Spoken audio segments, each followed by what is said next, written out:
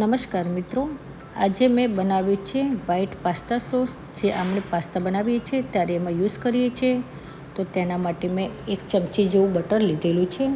બટરની જગ્યાએ તમે ઘી પણ યુઝ કરી શકો છો. હવે તેમાં હું 2 ચમચી મેદો નાખીશ. એ મેદાને છે સરસ રીતે આપણે બટરની અંદર મિક્સ કરી નાખીશું.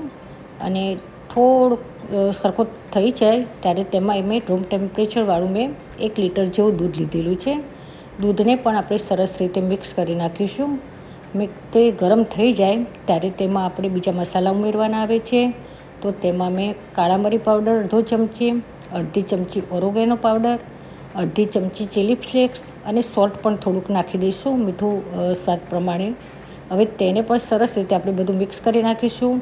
100 ગ્રામ જેવી ચીઝ લીધેલી, પ્રોસેસ ચીઝ, તેને પણ છીણીને લીધી. તો તેને પણ ગરમ કરી નાખીશું. આ રીતે ઉકળી જાય, એ થિકનેસ આવી જશે સરસ. તો એને ઠંડુ કરવા માટે મેં મૂકી દીધું છે. આ ઠંડુ થશે ત્યારે થોડુંક વધારે થીક થશે અને આને આપણે વ્હાઈટ સોસ આપણો બનીને તૈયાર છે મિત્રો. તો આને આપણે 3-4 દિવસ સુધી ફ્રીજમાં રાખી શકીએ છીએ. તો આ વિડીયો તમને પસંદ આવ્યો તો સબસ્ક્રાઈબ અને લાઈક જરૂર કરજો મારા વિડીયોને.